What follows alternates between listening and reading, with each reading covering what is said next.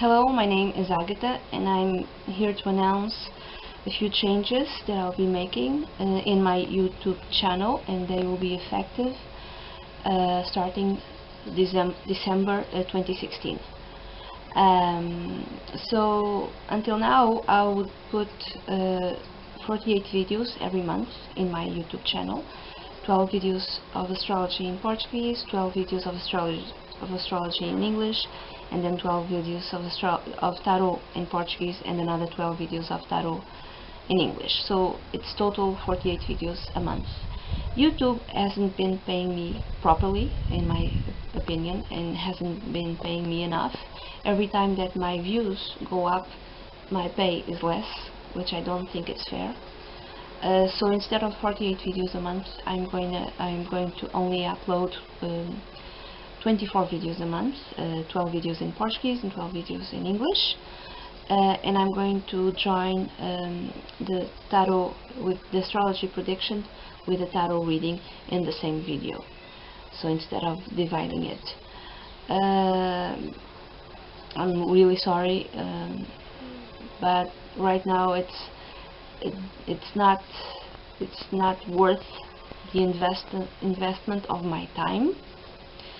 And to give you an example, I need a proper camera to record, and I don't have money to do that. So there's no point in investing so much time and effort in something that I see it's growing, but it doesn't give me like monetary the return that I would expect. So I need to put my effort in other things. Okay, like I haven't been writing for a while, so I need to go back to writing, and I'm doing other stuff also, so I need to put my effort elsewhere. Okay, so again, I'm very sorry, but that's it. That's the announcement. Bye bye. Hello Virgo, this is your astrological reading for November 2016. This is a very general reading. If you'd like a private consultation, please send an email to dunyazade@gmail.com. I'd be delighted to work with you. The full moon happens on the 14th of November at 22 degrees of Taurus, and then the full moon happens on the 29th of November at 7 degrees and 43 minutes of Sagittarius. And what does this mean for you, Virgo? In your case, this full moons mean culminations or endings. It depends from case to case, from person to person, from chart to chart. In your case, this full moon in Taurus happens on your 9th house. So for some, it might be finally ending a college course, achieving a college degree. Maybe you needed only to take one class, take one final exam, present one final work, or even pay something that you needed to pay, and finally you have that degree. For others, it could be ending a trip abroad. Maybe you took a trip with your child, maybe a daughter, for whatever reason, and you took this trip, and this trip is ended. If it's not your daughter or son or child, it could be you took a trip with your boyfriend, girlfriend, and you just went and traveled for a while. Or if you haven't taken that trip yet, maybe you're finalizing the details, you're preparing that trip, and finally around the 14th of November everything is paid, the trip is paid, the hotel is paid, and maybe you'll just take it a few months from now, but everything is prepared. And again, it could be with your kid or with your romantic partner. Another way of reading it, it could be like maybe a sister-in-law or a brother-in-law. I'm thinking more sister-in-law is visiting, and now she leaves or he leaves. Like this trip, this visit to you ends, and they leave. Or if there's some sort of issue with a sister-in-law or brother-in-law, it ends, it's resolved.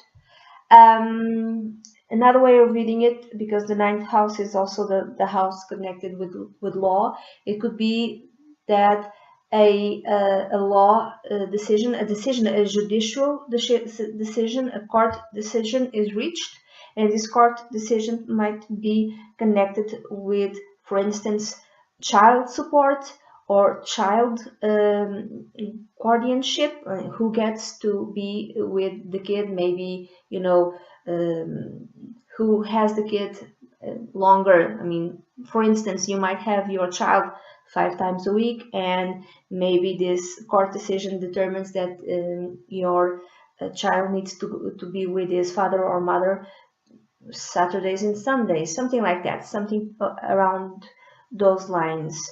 What else can this mean? This could mean something to do with your church. If church or mosque or place of worship, maybe you're doing something connected with this, maybe some sort of service connected. I'm going to say church, but it could be any other thing. And this service ends around the 14th of November. And then Virgo, the new moon at 29th of November at 7 degrees of Sagittarius. New moons are beginnings, new beginnings, something new, which commences, begins. This new moon in Sagittarius has bad aspects with Neptune in Pisces on the 7th house, and also another bad aspect, another square with North Node in Virgo in your 1st house. So it could be that some finally have the money because the ruler of Sagittarius is Jupiter. In Portuguese I said it's Saturn. I got it wrong. It's Jupiter, and Jupiter right now is traveling through your 2nd house. The 2nd house is the money we earn. So maybe you have more money available, and finally you have the money available for you to buy your own place, your own property, your own house, your own flat, your own apartment, something like that. Finally you have the money, but you're thinking that this good luck in terms of money, maybe you got a big commission, you know, maybe you got a large amount of money, which was kind of quite unexpected. You're thinking, okay, this amount of money will always be with me. No, this good luck in terms of money only lasts, Virgo, for a year, up to October 2017. So you shouldn't behave as if you always have this amount of money available. So if you buy a house or a flat or something like that, or property or a 2nd house, whatever mortgage you agree with, don't make it too big, because something might happen and you might not be able to, you know, afford your mortgage like a year from now, or because Neptune is transiting your 7th house, even your spouse, if you're married or your long-term partner, he or she might lose their job. So suddenly, like, a source of income might disappear, and you were not expecting that. So you have to be very careful with that. Another thing is that whatever decision you do in terms of I'm sorry, in terms of buying a new property, or even moving to a new property, moving to, for instance, a property from your family that belonged to your family, to your clan, your spouse might not be on board with it. He or she might there might be some sort of difficulty from his part or her part. Another way of reading it could be that there's some sort of trouble with your spouse, with your long-term partner, and you don't know how to quite put your finger on it. It's like passive aggressiveness, and you don't exactly know what's happening. What else? It could be that, for instance, you might have to take in ailing an older parent, like mother, father, or it could be mother-in-law and father-in-law, someone who's old, someone who needs care, who needs to be taken care of because he or she is sick, is getting on in years. So maybe it's you, maybe it's your mother or your father who comes in and live with you, and your long-term partner, spouse doesn't like it. Or it's the other way around. Maybe his mother or his father isn't, or I said his, could be her mother or her father, isn't doing well, and your spouse your partner forces you in a very passive aggressive way to take care of his mother or his father, or her mother or her father, you know, and suddenly you are stuck with your mother-in-law or your father-in-law or an older brother or an older uncle, something like that, and something which you didn't expect, something you didn't want, it's kind of forced on you. So something to do with your family, home. It could be something to do with your house. Also, let's say there's your house needs